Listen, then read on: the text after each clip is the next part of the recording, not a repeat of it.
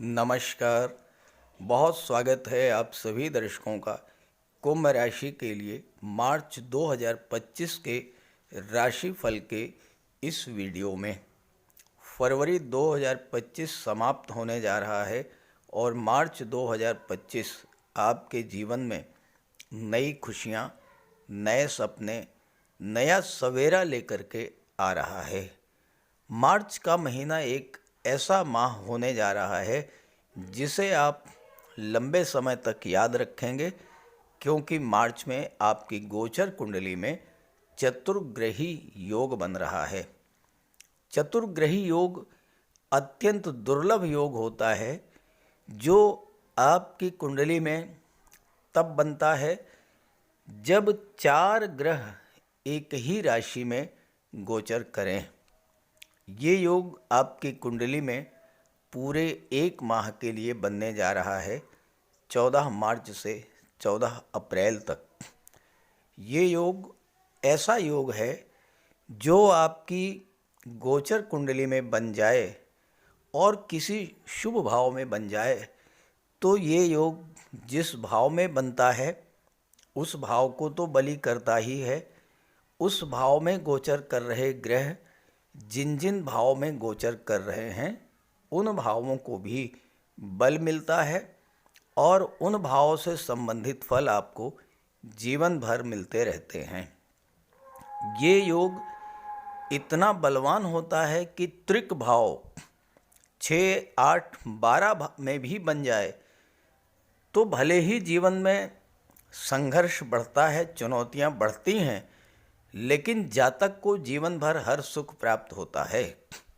मान सम्मान, दाम्पत्य सुख, संतान सुख, धन का सुख, भूमि भवन प्रॉपर्टी का सुख, उच्च पद, ये सब प्राप्त होता है। जातक का पूरा जीवन सुखमय होता है।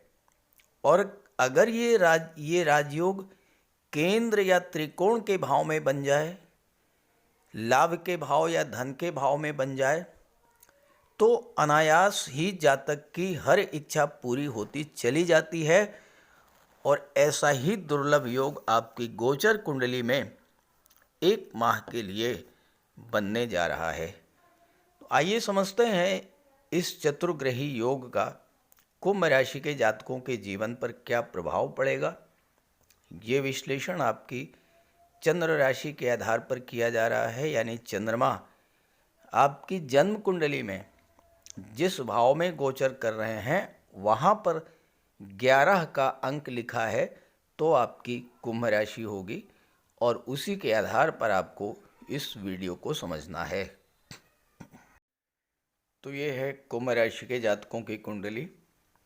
आपके लग्न के स्वामी हैं शनिदेव और शनिदेव का गोचर लग्न के ही भाव में है और लग्न भाव में शनि के गोचर के कारण ही कुंभ राशि के जातकों के जीवन में 7.5 का दूसरा चरण गतिमान है। लेकिन सूर्य के प्रभाव से शनि अस्त हो चुके हैं। पूरे माह शनि अस्त रहेंगे और इस वीडियो में तो केवल इतना ही कहूँगा कि मार्च के महीने में शनि का कोई नकारात्मक प्रभाव आप पर नहीं पड़ेगा। शनि के अस्त होने का पूरा क्या लाभ आपको मिलेगा, अगर आप ये जानना चाहते हैं तो इसी चैनल पर मैंने 4 दिन पहले एक वीडियो बनाया है, अब शनि से क्या डरना, आप उसे देख लीजिए। उसे आप देखने पर ये समझ पाएंगे कि शनि के अस्त होने का कितना बड़ा लाभ आपको मिलने जा रहा है। सूर्य 14 मार्च तक यहाँ रहेंगे। 14 मार्च को सूर्य धन के भाव में आ जाएंगे और जैसे ही सूर्य धन के भाव में आएंगे तो यहाँ पर बुध, सूर्य, शुक्र और राहु का चतुर्ग्रही योग बनेगा। अब आप देखिए ये चतुर्ग्रही योग कितना महत्वपूर्ण है और आपके लिए कितना शुभ है।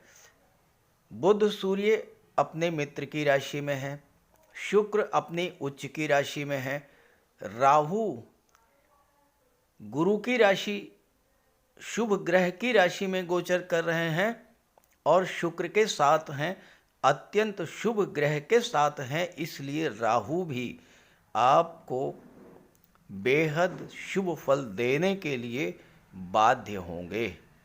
गुरु हैं चौथे भाव में, मंगल पंचम भाव में, केतु हैं अष्टम भाव में। ये तो है ग्रह गोचर।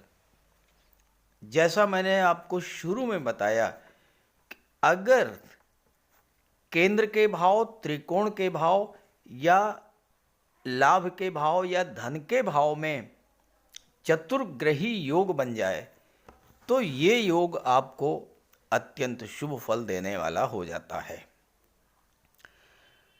देखिए, आपकी कुंडली के धन के भाव में चार चार ग्रहों की ऊर्जा समाहित है। बुध, सूर्य, शुक्र और राहु की ऊर्जा आपकी कुंडली के धन भाव में है और ये 14 मार्च से 14 अप्रैल तक पूरे एक माह तक चतुर्ग्रही योग बनेगा। जिस भाव में चार ग्रहों की ऊर्जा हो वो कैसे नहीं एक्टिवेट होगा। जिस भाव पर चार ग्रहों की दृष्टि पड़े, 8वां भाव, वो कैसे नहीं एक्टिवेट होगा। तो इस समय दूसरा भाव और 8वां भाव दोनों ही पूरी तरह से एक्टिवेट होंगे। साथ ही साथ चारों ही ग्रह एक दूसरे से ऊर्जा ट्रांसफर करेंगे, एक दूसरे से ऊर्जा का परिवर्तन करेंगे, तो चारों ही ग्रह मजबूत होंगे, चारों ही ग्रह को बल मिलेगा। आप लॉजिक को समझिए। चतुर्ग्रही योग का क्या लॉजिक इस समय काम करेगा, इसको समझिए।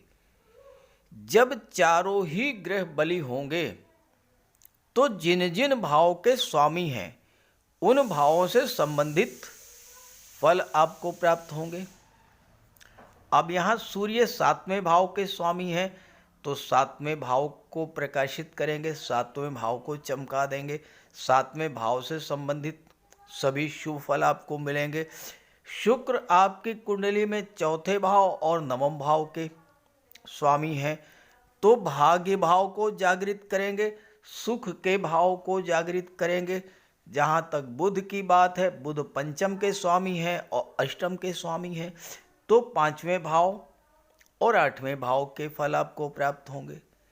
जहाँ तक मंगल की बात है, मंगल त्रिकोण के भाव में है, केंद्र के भाव दशम के स्वामी होकर के, तो मंगल केंद्र त्रिकोण राजयोग बना रहे हैं तो 10वें भाव को एक्टिवेट करेंगे, तीसरे भाव को एक्टिवेट करेंगे और 5वें भाव को एक्टिवेट करेंगे। जहाँ तक गुरु तो धन के स्वामी हैं, गुरु लाभ के स्वामी हैं तो लाभ और धन दोनों भाव एक्टिवेट होगा। लाभ का स्वामी और धन का स्वामी जब केंद्र के भाव में गोचर करेगा, इनकम को भी बढ़ाएगा, धन का संचय होगा, आपकी इच्छाओं की पूर्ति होगी। ये तो है ग्रह गोचर। अब आप इसका प्रभाव क्या है ये समझें।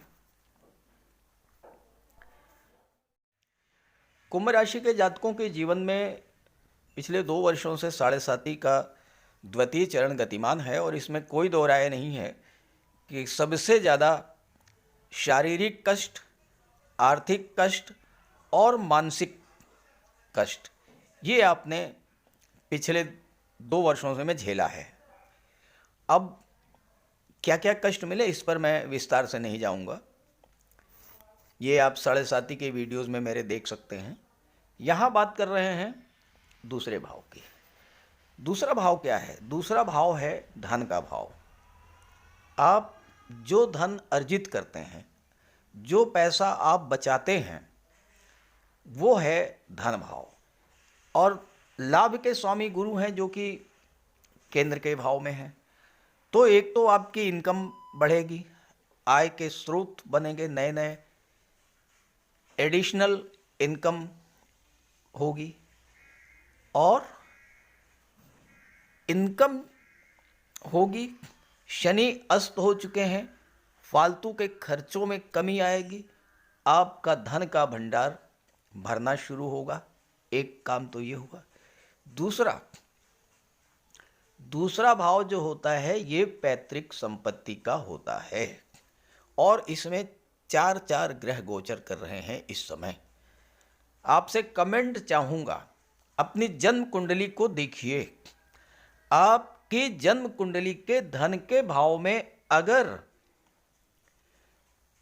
4 ग्रहों का गोचर है, चतुर्ग्रही योग है, या 3 ग्रहों का गोचर है, त्रिग्रही योग गोचर है, आप कमेंट करके बताइएगा। आपको पैतृक संपत्ति का लाभ मिला ही होगा। अपने पितामह की संपत्ति आपको मिली ही होगी, कमेंट करके बताइएगा।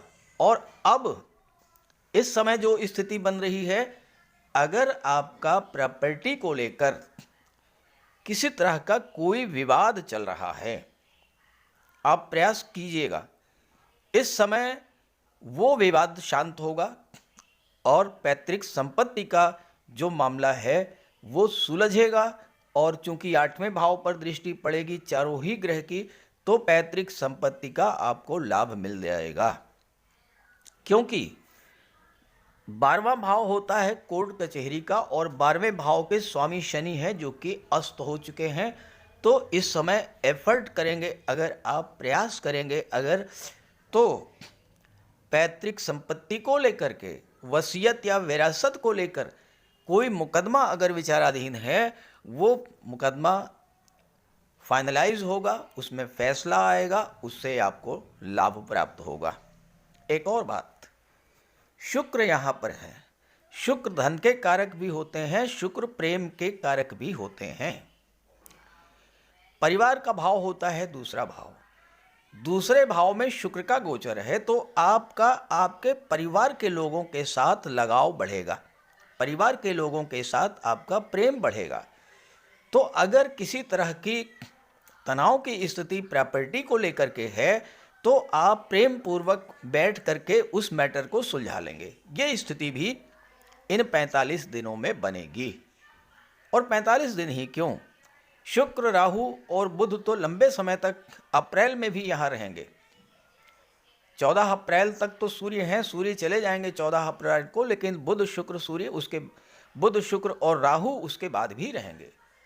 तो एक तो आपको धन का लाभ हुआ, दूसरा प्रॉपर्टी का लाभ हुआ, तीसरा परिवार के लोगों के साथ आपके रिलेशंस में सुधार हुआ, और चौथा जो बड़ा लाभ हो रहा है वो ये हो रहा है कि आपकी वाणी में इतना तेज होगा, इतना बल होगा, आपकी वाणी इतनी प्रखर होगी, क्योंकि वाणी के कारक बुध हैं, आत्मबल आत्मविश्वास के कारक सूर्य हैं, दोनों एक साथ हैं। तो आप इस समय बहुत से कार्य अपनी वाणी के बल पर ही सिद्ध कर लेंगे, इसमें कोई दो राय नहीं है। अब 8वें भाव पर दृष्टि पड़ेगी चारों ही ग्रह की, तो एक तो गुप्त धन का लाभ आपको मिलेगा।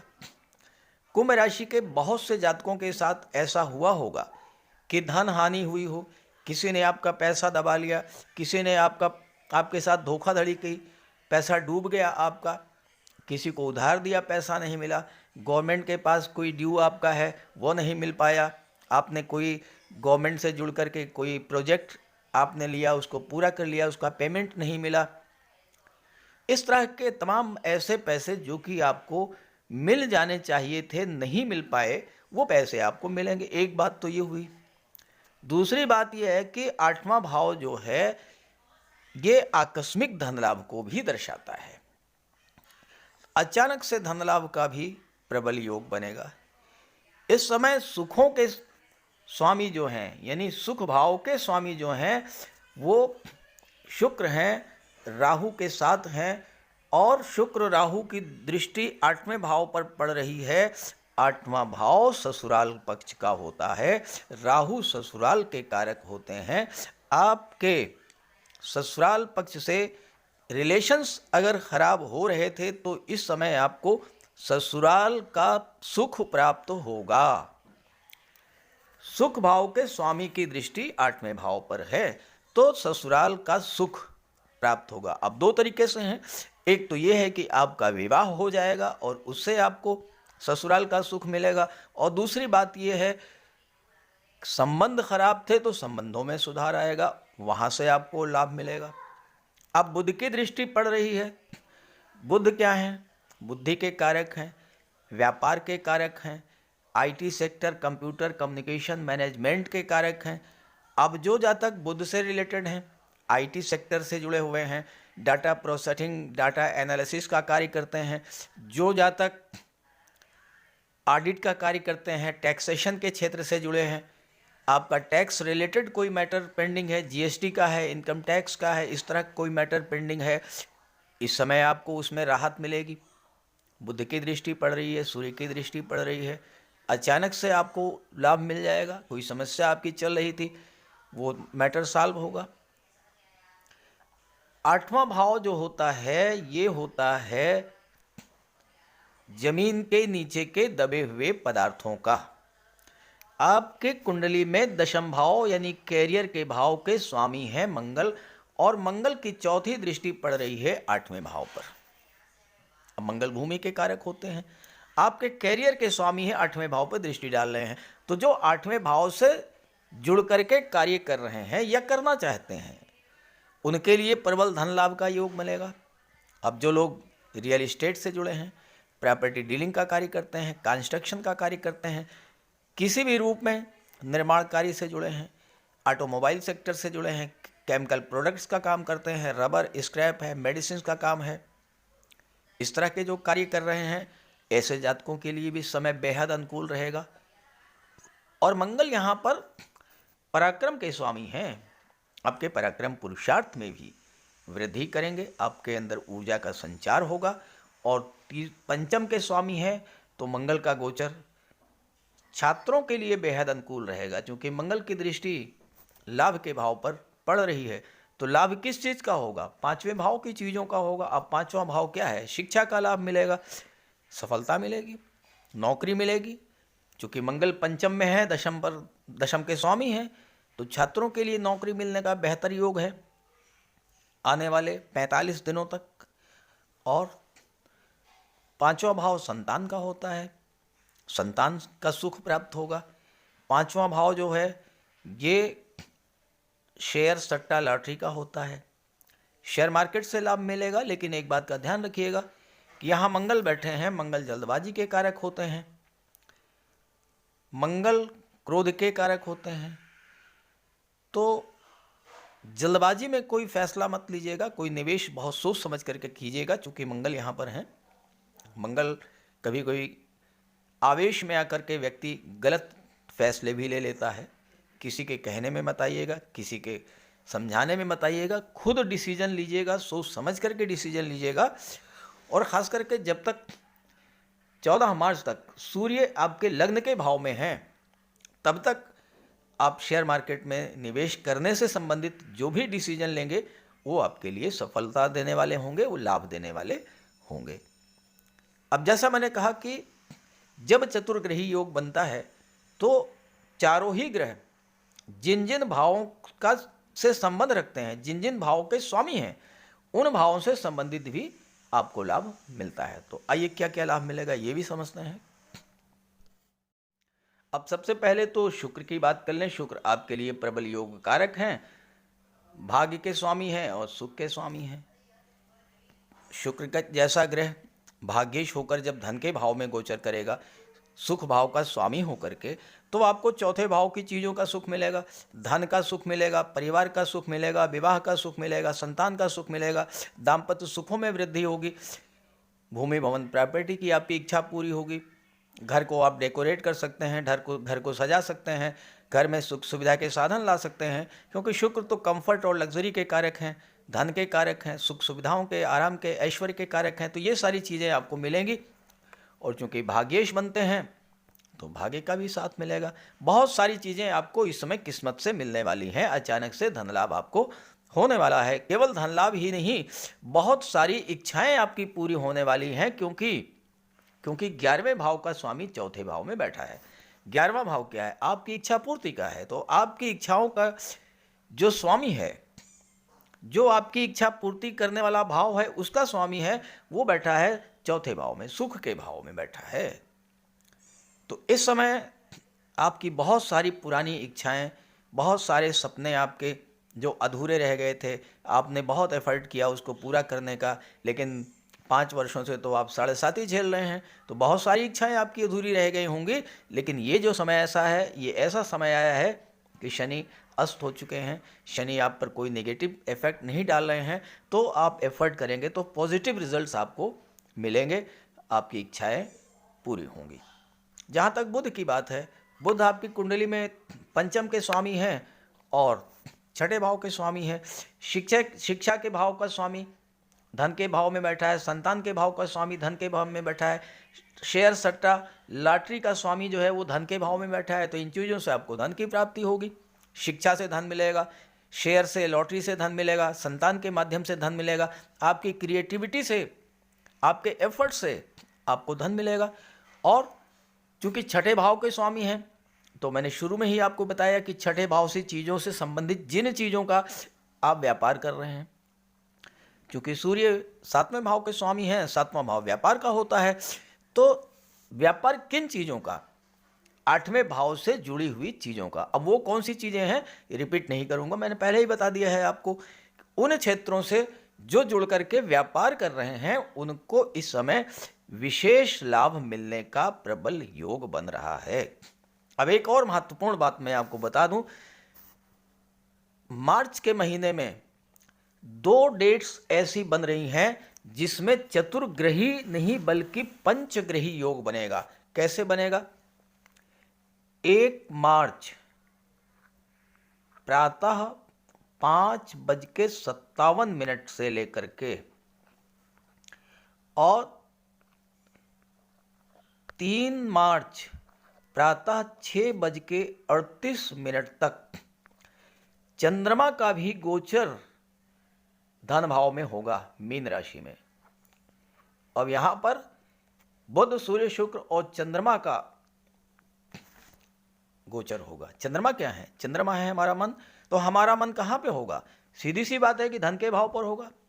तो आपके मन में धन प्राप्ति को, धन संचय को, धन के निवेश को, जो भी इच्छाएं हैं, प्रयास करेंगे इस गोचर काल में पूरा होगा। एक तो ये 1 मार्च से 3 मार्च की, दूसरी डेट भी है। दूसरी डेट कब है? दूसरी डेट है 28 मार्च को। 28 मार्च को चंद्रमा सभी 12 राशियों में गोचर करने के बाद पुनः मीन राशि में आ जाएंगे। 28 मार्च को शाम 4:47 से लेकर 30 मार्च शाम 4:34, ये 2 दिन और शुरू, यानी मार्च के महीने में 4 दिन ऐसे हैं जब पंचग्रही योग बनेगा और ये जबरदस्त योग बन रहा है। इस समय आपने एफर्ट किया तो आपकी जो भी इच्छा है वो पूरी होने का प्रबल योग बन रहा है। तो इस गोचर का और इस गोचर काल का लाभ उठाइए और ये वीडियो, ये जानकारी अपने साथियों मित्रों को जरूर शेयर कीजिएगा ताकि उन्हें भी इसका लाभ मिले। नमस्कार।